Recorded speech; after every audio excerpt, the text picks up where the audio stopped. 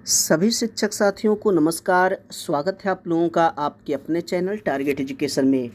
दोस्तों, आज मैं आप लोगों के लिए प्रधान शिक्षक के लिए सामान्य अध्ययन का महत्वपूर्ण प्रश्न 75 प्रश्न लेकर आए हैं। दोस्तों जी हाँ, यह प्रधान शिक्षक के लिए काफ़ी इम्पोर्टेंट प्रश्न है। इसे आप शुरू से अंत तक ज़रूर देखें। अगर आप मेरे चैनल पर नए हैं तो चैनल को सब्सक्राइब जरूर कर लें, बेल आइकन को ज़रूर दबाइए ताकि इसी प्रकार की महत्वपूर्ण वीडियो की नोटिफिकेशन आप लोगों तक आसानी से पहुंच सके। तो आइए आज बिना देर किए हुए शुरू करते हैं आज का ये 75 प्रश्नों का सेट। तो आज का ये पहला प्रश्न है, रामविलास सिंह फॉरवर्ड ब्लॉक के एक सक्रिय सदस्य थे, वह किस जिला के थे? जी हाँ, ऑप्शन है जमशेदपुर के, दरभंगा के, पटना के या मुंगेर के। तो दोस्तों इसका सही आंसर होगा ऑप्शन डी, मुंगेर के थे। जी हाँ, रामविलास सिंह फॉरवर्ड ब्लॉक के एक सक्रिय सदस्य थे और वह मुंगेर के थे।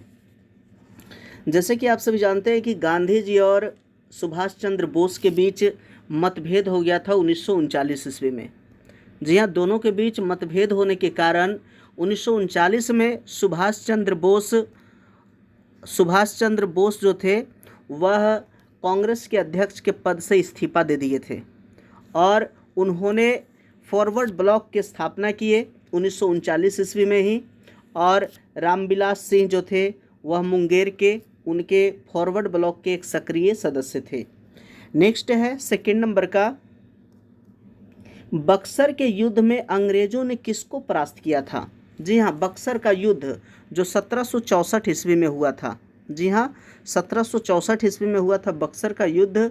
तो बक्सर के युद्ध में अंग्रेजों ने किसको परास्त किया था? तो इसका सही आंसर होगा ऑप्शन डी। जी हाँ, मीर कासिम को परास्त किया था। नेक्स्ट है तीसरा प्रश्न है कि डॉक्टर राजेंद्र प्रसाद को 9 अगस्त 1942 को गिरफ्तार करके भेजा गया। जी हाँ, कहाँ भेजा गया? तो इसका सही आंसर है ऑप्शन बी, हजारीबाग जेल में। जी हाँ, हजारीबाग जेल में 9 अगस्त 1942 को गिरफ्तार करके डॉक्टर राजेंद्र प्रसाद को हजारीबाग जेल भेज दिया गया था। जी हाँ, नेक्स्ट है 4 नंबर का प्रश्न, सल्फर डाइऑक्साइड किसके द्वारा रंजक पदार्थ को विरंजित कर देता है? तो दोस्तों इसका सही आंसर होगा ऑप्शन ए, तनुकरण के द्वारा। जी हाँ, तनुकरण के द्वारा सल्फर डाइऑक्साइड रंजक पदार्थ को विरंजित कर देता है। नेक्स्ट है 5 नंबर का प्रश्न, निम्न में से कौन सा तत्व रेडियोधर्मी नहीं है? जी हाँ, रेडियोधर्मी तत्व कौन सा नहीं है? तो इसका सही आंसर होगा ऑप्शन सी, जर्कोनियम। जर्कोनियम जो है, इसका जो संकेत होता है जर्कोनियम Zr और इसका परमाणु संख्या 40 होता है। तो यह जर्कोनियम Zr 40 जो है वह रेडियोधर्मी नहीं है। बाकी रेडियम, प्लूटोनियम और यूरेनियम ये सभी रेडियोधर्मी तत्व है। नेक्स्ट है पौधे किसकी अधिकता के कारण मुरझाने लगते हैं? जी हाँ, पौधे किसकी अधिकता के कारण मुरझाने लगते हैं? तो इसका सही आंसर होगा ऑप्शन डी, वाष्पोत्सर्जन। जी हाँ, वाष्पोत्सर्जन धूप में जो है, सूरज के धूप में पत्ते से वाष्प पानी निकलते हैं और पानी निकलने के कारण वाष्पोत्सर्जन क्रिया होता है। और जब वाष्पोत्सर्जन ज़्यादा हो जाता है तो पत्ते जो है वो मुरझाने लगते हैं। जी हाँ, और पेड़ पौधे मुरझाने लगते हैं वाष्पोत्सर्जन के कारण ही। इसलिए इसका सही आंसर ऑप्शन डी। नेक्स्ट है 7 नंबर का, कि गांधी जी की न्यासिता की अवधारणा, या गांधी जी की न्यासिता की अवधारणा के लिए कौन सा ऑप्शन सही होगा? तो इसका सही आंसर है ऑप्शन बी, पूंजीवादी समाज को समतावादी समाज में रूपांतरित करती है। जी हाँ, गांधी जी की न्यासिता की अवधारणा जो है पूंजीवादी समाज को समतावादी समाज में रूपांतरित करती है। नेक्स्ट है 8 नंबर का, निम्न में से किस राजवंश जिसकी स्थापना पुष्यमित्र ने 185 ईस्वी पूर्व के आसपास की थी, ने मौर्य साम्राज्य के स्थान लिया था? जी हाँ, निम्न में से किस राजवंश जिसकी स्थापना पुष्यमित्र ने 185 ईस्वी पूर्व के आसपास किया था और वह जो था मौर्य साम्राज्य का स्थान लिया था? तो वह कौन सा राजवंश था? तो इसका सही आंसर होगा ऑप्शन बी, शुंग राजवंश था। जी हाँ, पुष्यमित्र शुंग जो था वह शुंग वंश की स्थापना किया था। नेक्स्ट है 9 नंबर का, विद्युत चुम्बकीय विकिरण के लिए उनके बढ़ते हुए तरंगदैर्घ्य के क्रम में सही विन्यास बताइए कि सही विन्यास कौन सा है। जी हाँ, चुम्बकीय विकिरण के लिए उनके बढ़ते हुए तरंगदैर्घ्य, तो इसका सही आंसर होगा ऑप्शन बी, एक्स किरणें, दृश्य प्रकाश, अवरक्त प्रकाश और सूक्ष्म तरंगे, ये चुम्बकीय विकिरण इनका बढ़ते हुए तरंगदैर्घ्य है। सबसे कम एक्स किरण का है, उससे ज़्यादा दृश्य प्रकाश का, उससे ज़्यादा अवरक्त प्रकाश का, और सबसे ज़्यादा जो तरंगदैर्घ्य है वह है सूक्ष्म तरंग का। इसलिए इसका सही आंसर ऑप्शन बी। नेक्स्ट है 10 नंबर का, गोदई महाराज का संबंध किस वाद्य से है। जी हाँ, गोदई महाराज कौन सा वाद्य यंत्र को बजाते थे दोस्तों, इसका सही आंसर है ऑप्शन सी, तबला बजाते थे। जी हाँ, गोदई महाराज तबला बजाते थे। नेक्स्ट है 11 नंबर का, विच्छेदक नदी के घुमाव में बनी झील को क्या कहते हैं। जी हाँ, विच्छेदक नदी के घुमाव में बनी झील को क्या कहते हैं, तो दोस्तों इसका सही आंसर होगा ऑप्शन सी, ऑक्सबो झील। जी हाँ, ऑक्सबो झील कहते हैं। नेक्स्ट है 12 नंबर का, भारत में तुगलक वंश का संस्थापक कौन था। जी हाँ, तुगलक वंश की स्थापना किसने किया था, तो इसका सही आंसर हो जाएगा ऑप्शन ए, गियासुद्दीन तुगलक। जी हाँ, गियासुद्दीन तुगलक ही तुगलक वंश की स्थापना किया था, और यह 1320 ईस्वी में किया था। जी हाँ, 1320 ईस्वी में तुगलक वंश की स्थापना गियासुद्दीन तुगलक किया था, और गियासुद्दीन तुगलक 1320 से 1325 ईस्वी तक शासन किया था, और इसका मृत्यु 1325 ईस्वी में ही हो गया था। जी हाँ। नेक्स्ट है 13 नंबर का, पोतभंजक उद्योग में भारत का कौन सा राज्य अग्रणी है। जी हाँ, पोतभंजक उद्योग में भारत का कौन सा राज्य अग्रणी है, तो दोस्तों इसका सही आंसर होगा ऑप्शन सी, गुजरात राज्य जो है पोतभंजक में सबसे ज़्यादा अग्रणी है। नेक्स्ट है 14 नंबर का, टेलीफोन लाइन को कंप्यूटर पर किसके माध्यम से जोड़ा जाता है।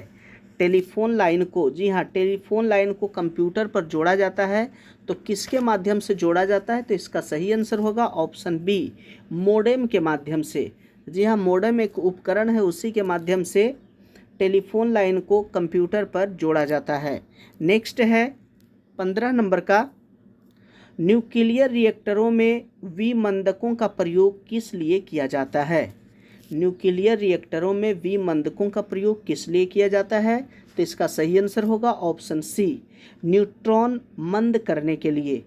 नेक्स्ट है 16 नंबर का, 16 में दिया गया है कि जब मार्गरेट थैचर प्रधानमंत्री थी उस समय किस देश के साथ ब्रिटेन ने फॉकलैंड द्वीपों पर नियंत्रण प्राप्त करने के लिए युद्ध लड़ा। जी हाँ, मार्गरेट थैचर जब प्रधानमंत्री थी तो उस समय एक द्वीप पर नियंत्रण पाने के लिए युद्ध लड़ा गया था, तो वो कौन सा द्वीप था, तो इसका सही आंसर हो जाएगा ऑप्शन बी, अर्जेंटीना। जी हाँ, अर्जेंटीना के द्वीप पर युद्ध लड़ा गया था उसको नियंत्रण करने के लिए, जब मार्गरेट थैचर इंग्लैंड की प्रधानमंत्री थी।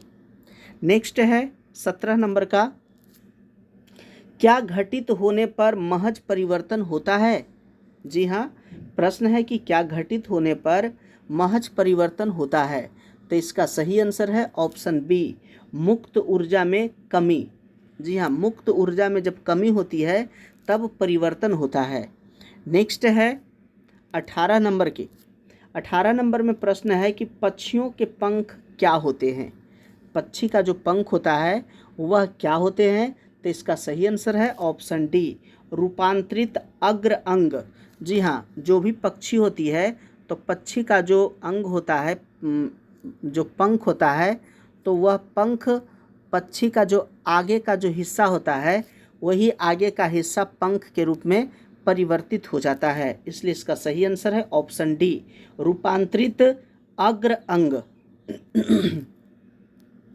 नेक्स्ट है 19 नंबर का, महात्मा गांधी की विश्व में सबसे लंबी मूर्ति कहाँ स्थित है। जी हाँ, महात्मा गांधी की सबसे लंबी मूर्ति, विश्व की सबसे लंबी मूर्ति कहाँ स्थित है? तो इसका सही आंसर है ऑप्शन बी, पटना में। जी हाँ, गांधी मैदान पटना में ही महात्मा गांधी जी का सबसे लंबी मूर्ति स्थित है। जी हाँ, पटना।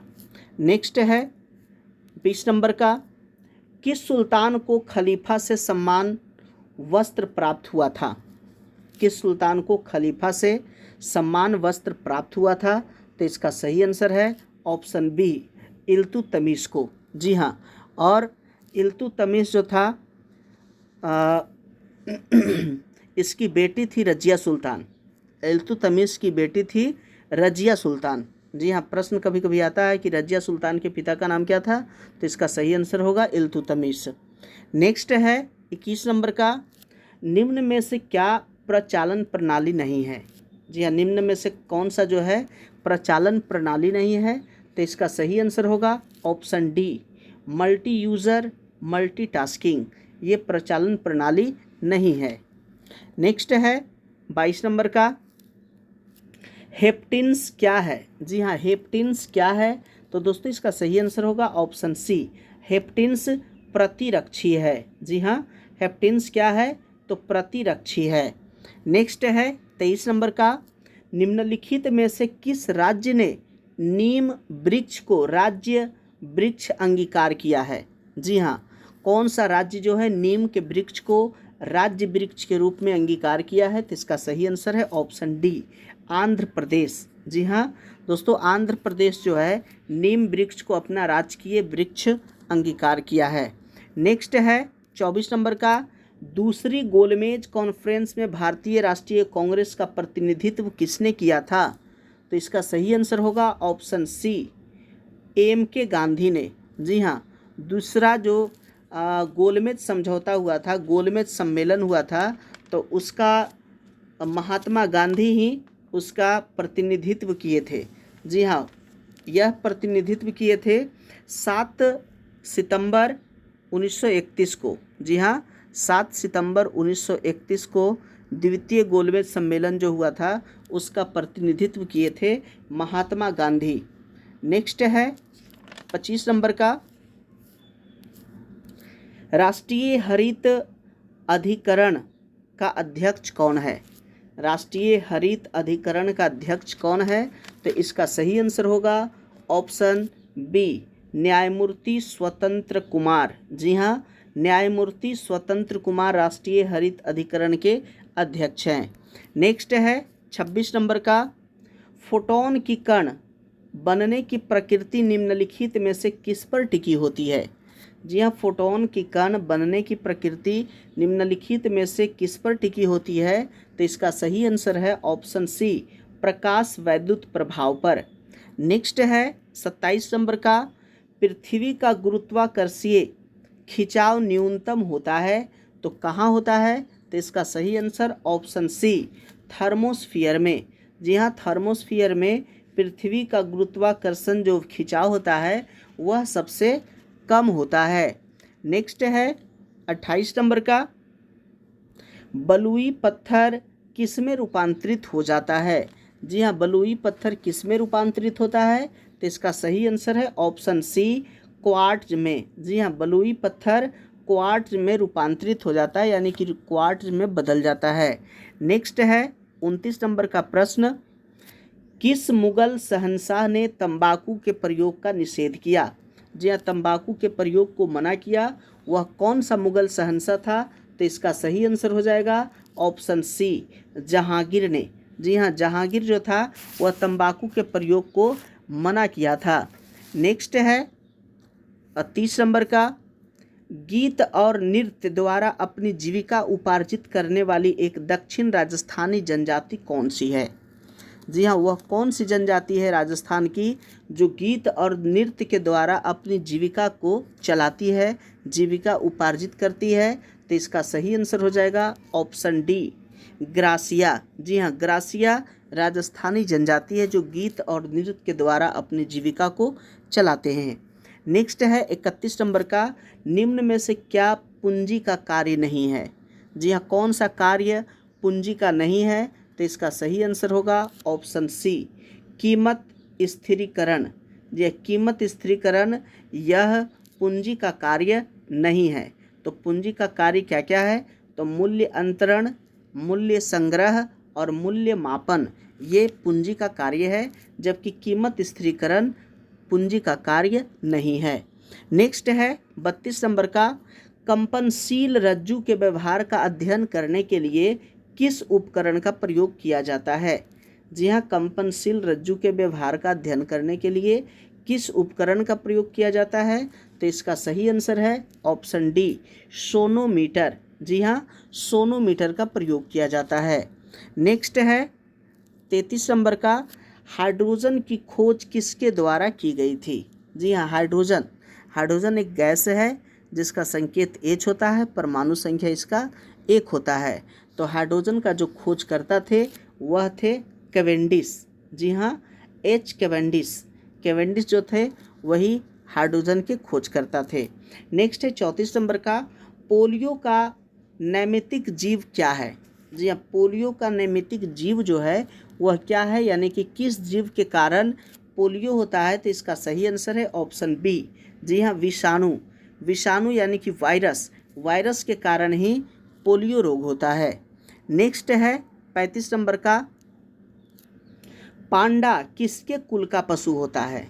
जी हाँ, पांडा किसके कुल का पशु होता है? तो इसका सही आंसर है ऑप्शन डी, भालू कुल का पशु होता है, और पांडा दिखने में भी भालू के जैसा होता है।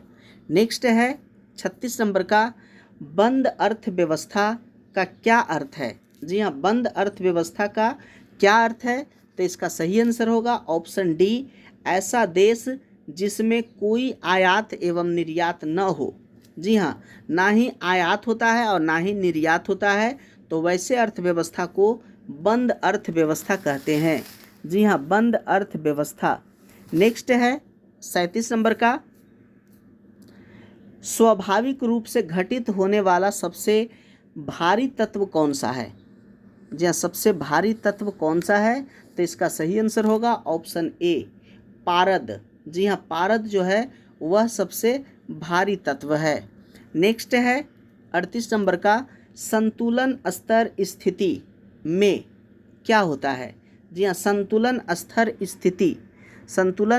स्थिति क्या है? तो इसका सही आंसर है ऑप्शन डी, फर्म शून्य लाभ स्थिति में होती है। जी हाँ, फर्म शून्य लाभ स्थिति में होती है, उसी को संतुलन स्तर स्थिति कहा जाता है। नेक्स्ट है 39 नंबर का, विश्व में सबसे बड़ा डेल्टा कौन सा है? तो दोस्तों इसका सही आंसर होगा ऑप्शन सी, गंगा डेल्टा। जी हाँ, गंगा डेल्टा जो है वो विश्व का सबसे बड़ा डेल्टा है। नेक्स्ट है 40 नंबर का, वात्सल्य मेला प्रतिवर्ष कहाँ आयोजित किया जाता है? जी हाँ दोस्तों, वात्सल्य मेला कहाँ आयोजित होता है? सही आंसर है ऑप्शन सी। जी हाँ, वात्सल्य मेला नई दिल्ली में आयोजित होता है। नेक्स्ट है 41 नंबर का, निम्नलिखित में से कौन प्रातिनिधिक सरकार उपबंधित करता है? कौन सा जो है प्रातिनिधिक सरकार उपबंधित करता है? तो इसका सही आंसर है ऑप्शन डी, लोकतंत्र। जी हाँ, लोकतंत्र प्रातिनिधिक सरकार उपबंधित करता है। नेक्स्ट है 42 नंबर का, लिलिएसी का वह सदस्य जो जालिका रूपी सिरा विन्यास दर्शाता है वह कौन सा है? लिलिएसी। तो इसका सही आंसर होगा ऑप्शन सी। जी हाँ, स्माइलेक्स। नेक्स्ट है 43 नंबर का, यूफेनिक्स क्या है? जी हाँ, यूफेनिक्स क्या है? तो इसका सही आंसर होगा ऑप्शन ए। जी हाँ, ऑप्शन ए, आनुवांशिक इंजीनियरी द्वारा सदोष आनुवांशिकता का उपचार। जी हाँ, यूफेनिक्स जो है आनुवांशिक इंजीनियरी द्वारा सदोष आनुवांशिकता का उपचार है। नेक्स्ट है 44 नंबर का, ताम्रपत्र लेख दर्शाते हैं कि प्राचीन काल में बिहार के राजाओं का संपर्क था। किससे संपर्क था? तो इसका सही आंसर है ऑप्शन डी, जावा सुमात्रा से। जी हाँ, ऐसा ताम्रपत्र लेख में ऐसा पाया गया है कि प्राचीन काल में बिहार के राजाओं का संपर्क जावा सुमात्रा से था। नेक्स्ट है 45 नंबर का, कॉर्पस ल्यूटियम का संस्रावित करता है? कॉर्पस ल्यूटियम क्या संस्रावित करता है? तो इसका सही आंसर हो जाएगा ऑप्शन ए, प्रोजेस्टेरॉन। जी हाँ, प्रोजेस्टेरॉन यह हार्मोन है और यह कॉर्पस ल्यूटियम जो है वह स्रावित करता है। नेक्स्ट है 46 नंबर का, यह नर लिंग हार्मोन है। कौन सा जो है नर लिंग हार्मोन है? तो इसका सही आंसर है ऑप्शन सी, टेस्टोस्टेरॉन। जी हाँ, टेस्टोस्टेरॉन जो है यह पुरुष हार्मोन है, यह पुरुष में पाया जाता है। नेक्स्ट है 47 नंबर का, बुद्ध की मृत्यु किस वर्ष हुई थी? जी हाँ, भगवान बुद्ध की मृत्यु किस वर्ष हुई थी? इसका सही आंसर है ऑप्शन ए, 483 ईस्वी पूर्व में। जी हाँ, 483 ईस्वी पूर्व में गौतम बुद्ध की मृत्यु हुई थी। नेक्स्ट है 48 नंबर का, बर्मा का नया नाम म्यांमार है और इसकी राजधानी कहाँ है? जी हाँ, बर्मा की राजधानी कहाँ है? तो इसका सही आंसर है, जी हाँ, इसका बर्मा की राजधानी जो है वह, बर्मा जो देश है वह हमारा एक पड़ोसी देश है और बर्मा की राजधानी रंगून है। जी हाँ, बर्मा की राजधानी रंगून है, इसलिए इसका सही आंसर होगा ऑप्शन सी। नेक्स्ट है, और इसका नया नाम जो है नए पैताव रखा गया है। जी हाँ, बर्मा का राजधानी रंगून और इसका नया नाम जो है नए पैताव रखा गया है। नेक्स्ट है 49 नंबर का, दक्षिण भारत में प्रसिद्ध जैन केंद्र यहाँ स्थित है। जी हाँ, दक्षिण भारत में प्रसिद्ध जैन केंद्र कहाँ स्थित है? तो इसका सही आंसर है ऑप्शन डी, श्रवणबेलगोला में। जी हाँ, श्रवणबेलगोला में ही दक्षिण भारत का प्रमुख जैन केंद्र स्थापित है और चंद्रगुप्त मौर्य का ये मृत्यु जो हुआ था वह श्रवणबेलगोला में ही हुआ था और वह अंतिम समय में वह जैन धर्म को अपना लिए थे। नेक्स्ट है 50 नंबर का, निम्न में से कौन सी खरीफ की फसल नहीं है? जी हाँ, खरीफ फसल, एक होता है रबी फसल और एक होता है खरीफ फसल। तो खरीफ फसल कौन सा नहीं है? तो इसका सही आंसर होगा ऑप्शन डी, जौ। जौ जो है खरीफ फसल नहीं है, क्योंकि जौ जो है वह रबी फसल है और गेहूं के साथ जो रहता है वह रबी फसल होता है और गेहूं में ही हम जौ को भी देखते हैं, जौ उपजाया जाता है। तो यह जो है रबी फसल है, बाकी चावल, मक्का और कपास ये खरीफ फसल है। नेक्स्ट है 51 नंबर का, निम्नलिखित में से कौन सी झील हनीमून लेक कहलाती है? जी हाँ, हनीमून लेक के नाम से कौन सा झील जानी जाती है? इसका सही आंसर होगा ऑप्शन सी, टीटीकाका झील। जी हाँ, टीटीकाका झील को हनीमून झील कहा जाता है। नेक्स्ट है 52 नंबर का, सहारा रेगिस्तान में शुष्क पवन हार्मटान उड़ती है। जी हाँ, किस ओर से किस ओर उड़ती है? तो इसका सही आंसर होगा ऑप्शन बी, पूर्व से पश्चिम की ओर यह पवन शुष्क पवन उड़ती है और यह चलती है। नेक्स्ट है 53 नंबर का, बिजली के संरक्षक तार यानी कि फ्यूज वायर की विशेषताएं क्या होती है? जी हाँ, बिजली के जो संरक्षक होते हैं, संरक्षक तार जिसको फ्यूज वायर कहा जाता है, उसकी क्या विशेषता होती है? तो इसका सही आंसर है ऑप्शन ए, उच्च प्रतिरोध तथा निम्न गलनांक होता है। जी हाँ, जो बिजली का जो संरक्षक तार होता है, फ्यूज वायर होता है, वह उच्च प्रतिरोध का होता है और निम्न गलनांक का होता है।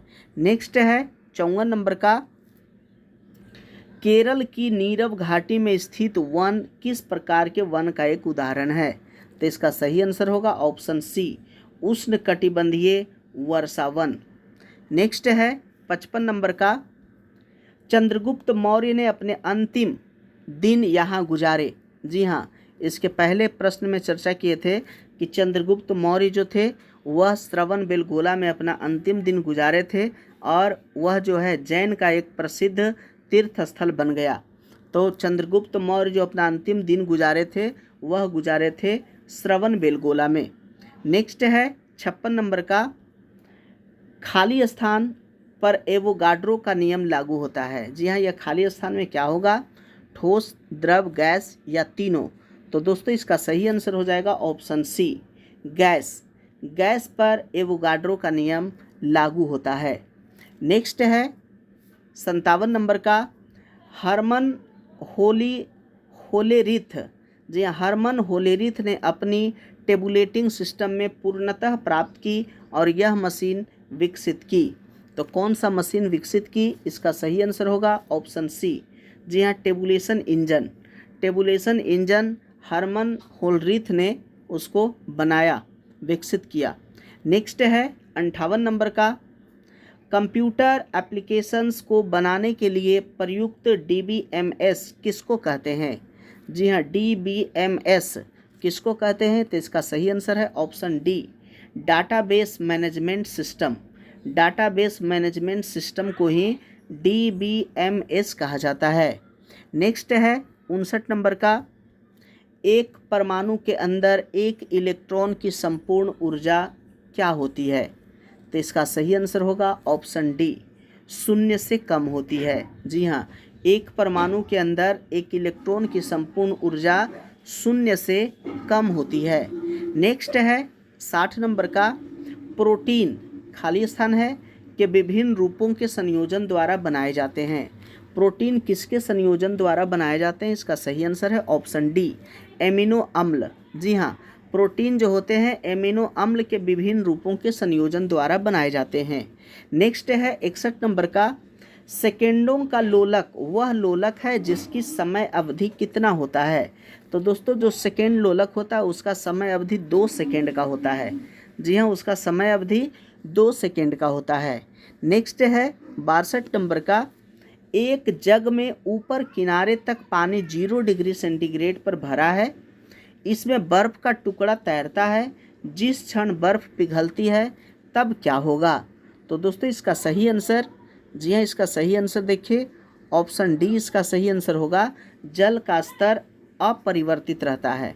जब एक जग में पानी भरा हुआ है, जी हाँ, एक जग में अगर पानी अगर पूरी तरीके से अगर भरा हुआ है और अगर उसमें बर्फ़ का टुकड़ा अगर तैरने के लिए छोड़ दिया जाए तो वह जो जल का जो स्तर रहेगा वह अपरिवर्तित रहेगा, उसमें बदलाव नहीं होगा, इसलिए सही आंसर ऑप्शन डी।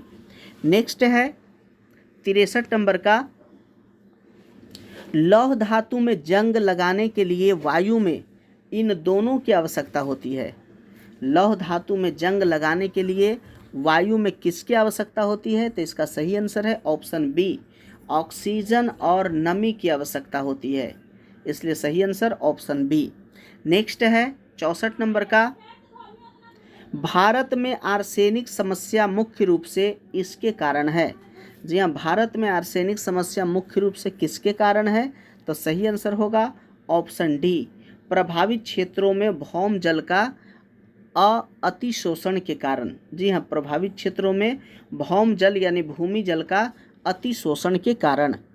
नेक्स्ट है 65 नंबर का, अम्ल वर्षा इसके कारण होती है। जी हाँ, अम्ल वर्षा किसके कारण होती है? तो इसका सही आंसर हो जाएगा ऑप्शन डी, सल्फर डाइऑक्साइड और नाइट्रोजन डाइऑक्साइड के कारण। जी हाँ, सल्फर डाइऑक्साइड और नाइट्रोजन डाइऑक्साइड के कारण ही अम्ल वर्षा होती है। और दोस्तों अम्ल वर्षा जो होती है वह बहुत ही खतरनाक वर्षा होती है जो कि हमारे फसल को नष्ट कर देते हैं।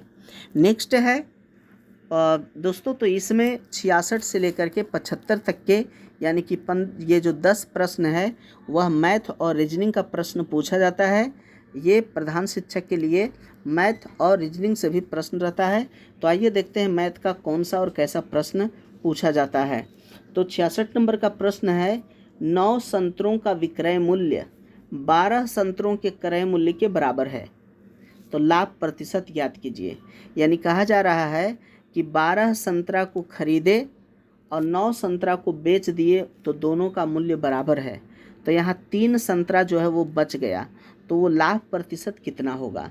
तो दोस्तों 12 संतरा मेरे पास था और 9 संतरा बेच दिए, तो इसको लिखते हैं कि 12 माइनस 9 अब बटा 9, टोटल जो था 9 के बराबर है और इसमें गुना कर देते हैं 100 से। जी हाँ, प्रतिशत है, 100 से गुना करेंगे तो 3/3 होगा।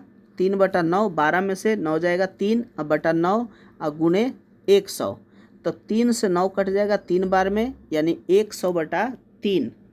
100/3, 3 से जब भागा देंगे तो ये 33 यानी 99 होता है, यानी 33.1/3% होगा।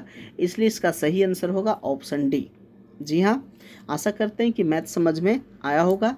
नेक्स्ट है यह 67 नंबर का प्रश्न है। 67 नंबर का प्रश्न है, इसे छोटा कर देते हैं ताकि ये रफ करने का जगह मिल सके। 36 किलोमीटर प्रति घंटा की चाल से चल रही एक बस 22 सेकेंड में एक लैंप पोस्ट को पार कर लेती है। जी हाँ, एक पॉल है, लैंप पोस्ट यानी कि पॉल है, खंभा है, और उस खंभे को एक बस जो है 36 किलोमीटर प्रति घंटा के चाल से चल रही है, उसको 22 सेकेंड में पार कर लेती है। वह 350 मीटर लंबे सुरंग को कितनी देर में पार कर लेगी?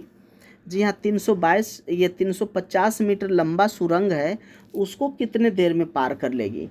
तो दोस्तों इसमें क्या होता है कि जो बस की लंबाई है, तो बस की लंबाई निकालने के लिए क्या करेंगे, 36 गुणे 5/18, 5/18 और गुणे 22, तो इसको जब कैलकुलेशन करेंगे तो 18 दूना 36, 2 पचे 10, 22 में 10 से गुना करेंगे तो 220 मीटर हो गया। ये हो गया 220 मीटर बस की लंबाई। जी हाँ, बस की लंबाई, क्योंकि जब पार करेगी सुरंग को तो बस अपनी लंबाई भी पार करेगी और सुरंग की लंबाई भी पार करेगी। तो सुरंग को पार करने में लगा जो समय है, तो सबसे पहले दोनों के दूरी को जोड़ देंगे। ये 220 मीटर ये बस की लंबाई में जोड़ देंगे 350 मीटर, तो ये हो जाएगा 3 और 2 570 मीटर, यानी बस जो पार करेगी वो टोटल दूरी पार करेगी 570 मीटर की दूरी पार करेगी। तो दोस्तों दूरी हो गया, तो यहाँ समय निकालना है, तो समय बराबर होता है दूरी बटा चाल। जी हाँ, समय बराबर होता है दूरी बटा चाल। तो दूरी दोस्तों हो गया 570 मीटर और चाल हो गया 36 किलोमीटर प्रति घंटा। तो इसको मीटर से प्रति सेकेंड में बदलने के लिए 18/5 से इसको गुणा करते हैं। जी हाँ, 18/5 से जब गुणा करेंगे तो 18 से ये देखिए कटेगा, 18 दूना 36 और ये 2 से कटेगा 570, तो 570 को काटेंगे तो 250 और 35 यानी कि 285 हो जाएगा। 285 और 285 को जब हम 5 से काटेंगे तो देखिए 5 से 285 कटेगा, 5 पचे 25 और 5 सते 35 यानी कि 57 सेकेंड। तो इस यहाँ देखिए ऑप्शन डी जो है वह 57 सेकेंड आंसर ऑप्शन डी देगा। जी हाँ, नेक्स्ट है 68 नंबर का। साधारण बहुभुज का प्रत्येक अंतःकोण 144 डिग्री है। एक साधारण एक बहुभुज है जिसका प्रत्येक अंतःकोण अंदर का कोण 144 डिग्री है, उसकी भुजाओं की संख्या ज्ञात कीजिए। तो उसकी भुजा कितनी होगी? तो दोस्तों इसकी भुजा के लिए क्या होता है कि बहुभुज के मान लेते हैं कि भुजाओं की संख्या n है। जी है, मान लिया कि भुजाओं की संख्या n, तो क्या होता है कि बहुभुज का फॉर्मूला होता है, अंतःकोण का फॉर्मूला होता है 2 × n-2 × 90 डिग्री। जी हाँ, बटा n और बराबर में 144 डिग्री। जी हाँ, अंतःकोण का फॉर्मूला होता है 2 × n-2 × 90 डिग्री बटा n। तो जब इसको सोल्व करेंगे तो यहाँ आ जाएगा 5n - 10 = 4n। जी हाँ, बराबर में 4n रहेगा। तो यह देखिए 4n इस साइड आएगा तो 5n में से घट जाएगा 4n, तो बराबर में बचेगा 10। जी हाँ, बराबर में बचेगा 10, तो n बराबर होगा 10। n बराबर 10 होगा, इसलिए इसका सही आंसर होगा ऑप्शन ए। n बराबर यानी कि भुजाओं की संख्या रहेगी 10। नेक्स्ट है 69 नंबर का, एक बर्तन में 5 लीटर दूध और 1 लीटर पानी है। ऐसा मिश्रण जिसमें 2 भाग दूध और 1 भाग पानी हो, बनाने के लिए कितना पानी और मिलाना पड़ेगा? जी हाँ, यह मिश्रण का प्रश्न है। तो इसमें कह रहा है कि एक बर्तन है, उसमें 5 लीटर दूध और 1 लीटर पानी है, यानी टोटल हो गया 6 लीटर। और ऐसा मिश्रण जिसमें 2 भाग दूध और 1 भाग पानी होना चाहिए, उसको बनाने के लिए उसमें और कितना पानी मिलाना पड़ेगा? तो इसके लिए क्या करते हैं कि मान लेते हैं कि माना कि 1 लीटर उसमें पानी मिलाया गया, 1 लीटर पानी को मिलाया गया। तब जो प्रश्न कर रहा है कि 5/1 + x बराबर 2/1, यानी कि 5 भाग जो था दूध था और 1 भाग पानी था, उसमें मिला दिए, 1 लीटर पानी मिला दिए, तो यह हो गया 2/1 हो गया, यानी कि 2 भाग पानी हो गया और 2 भाग दूध हो गया और 1 भाग पानी हो गया। जब इसको सोल्व करेंगे तो ये हो जाएगा 5 बराबर 2 + 2x। जी हाँ, ये 1 में 2 से गुना होगा तो 2, और प्लस x में 2 से गुना होगा तो 2x होगा। जी हाँ, अब इसको जब सोल्व करेंगे तो ये हो जाएगा x बराबर, जी हाँ, x बराबर हो जाएगा 1/1/2, यानी इसका सही आंसर होगा ऑप्शन डी। जी हाँ, 1.1/1/2 लीटर। जी हाँ, उसमें पानी और मिलाना पड़ेगा। नेक्स्ट है 70 नंबर का, रिक्त स्थानों की पूर्ति कीजिए। जी हाँ, 70 में दिया गया है रिक्त स्थानों की पूर्ति कीजिए। दिया गया है 1, 2, 10, 37, 101 और खाली स्थान। तो खाली स्थान में क्या आएगा? तो दोस्तों यहाँ क्या किया गया है कि 1 में जोड़ दिया गया है 1 का क्यू, तो 1 में जब जोड़ेंगे 1 का क्यू तो हो जाएगा 2। जी हाँ, उसके बाद 2 में जोड़ दिया गया है 2 का क्यू, तो 2 का क्यू 2 दूना 4 दूना 8 और 2 10 होता है, तो देखिए 10 हो गया। फिर क्या किया गया है, 10 में जोड़ दिया गया है 3 का क्यू, 10 में जोड़ा गया है 3 का क्यू, तो 3 तिया 9 और 3 तिया 9 तिया 27 और 10 37, तो देखिए 2 1 2 10 37। अब इसी प्रकार से अगला जो होगा 37 में जोड़ दिया गया है 4 का क्यू, और अगला जो है 101 में जोड़ दिया जाएगा 5 का क्यू, 101 में जोड़ दिया जाएगा 5 का क्यू, तो 5 का क्यू होता है 5 5 25 5 125, तो 125 में जुट जाएगा 101, तो हो जाएगा 226। इसलिए इसका सही आंसर होगा ऑप्शन सी, 226। नेक्स्ट है 71 नंबर का, रिक्त स्थान की पूर्ति कीजिए। जी हाँ, खाली स्थान का पूर्ति करना है कि कौन सा संख्या, कौन सा जो ये जो ऑप्शन दिया गया है वो सही है। तो देखिए यहाँ क्या किया गया है कि ए उसके बाद बी उसके बाद सी आया, तो यह आप लोग को समझ में आ गया होगा कि अगला जो होगा वो अक्षर होगा डी। जी हाँ, अब एक चीज़ और है कि ए का अपोजिट जेड है, बी का अपोजिट वाई है, सी का अपोजिट एक्स है, तो डी का अपोजिट डब्लू होता है।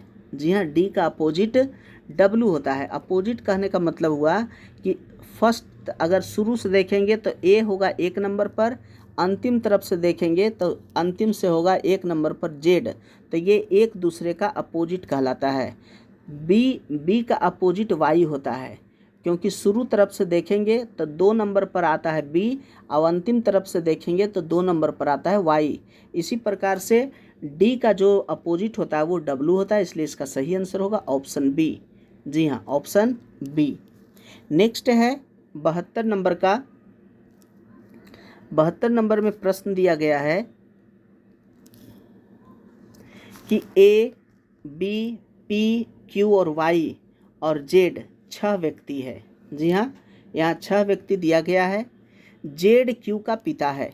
देखिए जेड जो है वह क्यू का पिता है, तो पिता जो है जेड जो है क्यू का पिता है, तो जेड ऊपर में रहेगा, ये पिता है तो प्लस कर दिए और Q नीचे आ जाएगा। जी हाँ, Q नीचे आ जाएगा, इसको यहाँ लिखते हैं। Z पिता है और Q जो है उसका बेटा है। जी हाँ, बेटा या बेटी यह भी क्लियर नहीं हुआ है, लेकिन यह क्लियर है कि Z जो है Q का पिता है। अब कहता है आगे कि A Y की पुत्री है। A जो है Y की पुत्री है, तो Y ऊपर में होगी और A नीचे। A Y की पुत्री है, तो पुत्री है तो ये माइनस होगा। नेक्स्ट कहता है फिर कि Y Z का पुत्र है। Y जो है वह Z का पुत्र है, तो जब Z का पुत्र है इसका मतलब Y जो है Z का पुत्र है, तो Z के नीचे आ जाएगा ये Y, ये पुत्र हो गया और इसकी पुत्री है A। जी हाँ, ये पुत्री है A। उसके बाद कहता है कि Y Z का पुत्र है, तो Y Z का पुत्र ये तो हो गया। Y कहता है कि P Y का पुत्र है। P जो है वह भी जो है P जो है ये पुत्र है Y का। कहता है कि B और P का भाई है। B जो है P का भाई है, तो P का भाई इधर कर देते हैं B, यह भाई है।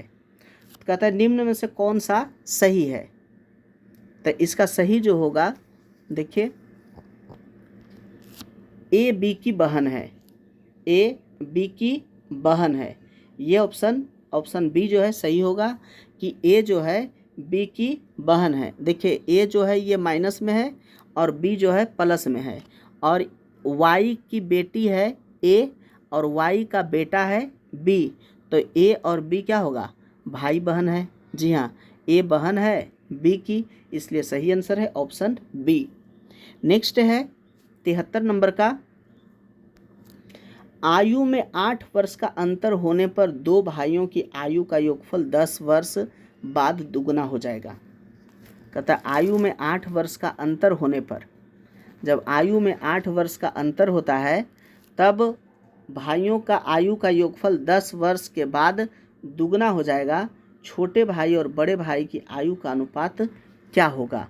जी हाँ, तो यहाँ मान लेते हैं कि बड़े भाई की आयु जो है x वर्ष है और छोटा भाई की आयु y वर्ष है। तो प्रश्न कहता है कि x में से अगर y को घटा देते हैं तो ये 8 वर्ष आता है। फिर कहता है कि 10 वर्ष के बाद जो है ये दुगना हो जाता है। तो 10 वर्ष के बाद तो दोनों में 10 जोड़ेंगे, x में भी 10 जोड़ देंगे और y में भी 10 जोड़ देंगे, y में भी 10 जोड़ देंगे, क्योंकि 10 वर्ष बाद कह रहा है। तब जो है यह जो है दुगना हो जाता है। यह जो है x प्लस y का जो उम्र है वह जो है दुगना हो जाता है।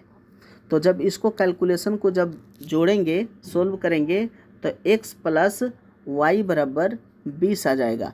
जी हाँ, अब यहाँ x माइनस वाई बराबर 8 है और x प्लस वाई बराबर 20 है। तो जब दोनों समीकरण से जब चलेंगे तो x का मान जो है वह आ जाएगा 14 और y का मान आ जाएगा 6 आ जाएगा। जी हाँ, 14 और 6। तो दोनों का जो पूछ रहा है छोटा भाई और बड़ा भाई का अनुपात, तो छोटा का रहेगा 6 और बड़ा का रहेगा 14। जी हाँ, 6 और 14 जब इसको काटेंगे तो 3/7 होगा, यानी कि 3:7 ऑप्शन सी सही होगा। नेक्स्ट है 74 नंबर का। अरुण वजन में गोविंद से भारी है। जी हाँ, अरुण जो है वह वजन में गोविंद से भारी है, तो गोविंद रहेगा नीचे। जी हाँ, यह गोविंद हो गया और अरुण होगा ऊपर। अरुण, जी हाँ, कहता है अरुण जो है वजन में गोविंद से भारी है, तो जो ज़्यादा भारी हो ऊपर हो गया और गोविंद नीचे आ गया। मनोज जौन से हल्का है। यहाँ देखिए लिखते हैं मनोज जौन से हल्का है, तो जौन हो गया भारी और मनोज हो गया हल्का, तो मनोज को नीचे लिखते हैं।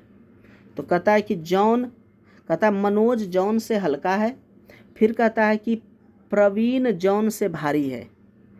प्रवीण जो है जौन से भारी है, तो इसके प्रवीण को ऊपर में लिखते हैं। यहाँ प्रवीण हो गया ये ऊपर में हो गया प्रवीण। फिर कहता है किंतु गोविंद से हल्का है, गोविंद से हल्का तो गोविंद के नीचे रहेगा। तो ये जो अरुण सबसे ऊपर, गोविंद, उसके बाद सबसे भारी कौन सा है, तो सबसे भारी तो अरुण ही रह गया, इसलिए इसका सही आंसर ऑप्शन सी होगा। सबसे भारी अरुण होगा क्योंकि अरुण सबसे ऊपर है और गोविंद के बाद नीचे रहेगा प्रवीण, जॉन और मनोज, इसलिए सही आंसर ऑप्शन सी। नेक्स्ट है 75 नंबर का और ये अंतिम प्रश्न है आज का सामान्य अध्ययन का। नीचे दिए गए विकल्पों में से तीन में किसी प्रकार की समानता है जबकि चौथा भिन्न है, तो वह भिन्न जो है विषम कौन सा, उसको पता लगाना है। जी हाँ, कौन सा भिन्न है उसको पता लगाना है। तो दोस्तों यहाँ देखिए, अप माने ऊपर, डाउन नीचे, एवं माने ऊपर, स्मॉल माने छोटा। तो यहाँ साफ साफ पता चल रहा है कि अप, डाउन, एवं ये सब दिशा बता रहा है कि किस दिशा में है, लेकिन स्मॉल जो है यह वस्तु कैसा है, बड़ा छोटा बता रहा है, इसलिए इसमें सबसे अलग जो है स्मॉल है, तो इसलिए सही आंसर ऑप्शन डी होगा। तो दोस्तों आशा करते हैं कि ये वीडियो आप लोगों को अच्छा लगा होगा। यदि अच्छा लगा है तो लाइक कीजिए, अपने दोस्तों के साथ शेयर कीजिए, और अगर अभी तक मेरे चैनल को सब्सक्राइब नहीं किए हैं तो प्रधान शिक्षक की तैयारी के लिए हमारे चैनल को सब्सक्राइब कर लें, बेल आइकन जरूर दबाइए ताकि इसी प्रकार की महत्वपूर्ण वीडियो की नोटिफिकेशन आप लोगों तक आसानी से पहुँच सके। वीडियो देखने के लिए बहुत बहुत धन्यवाद।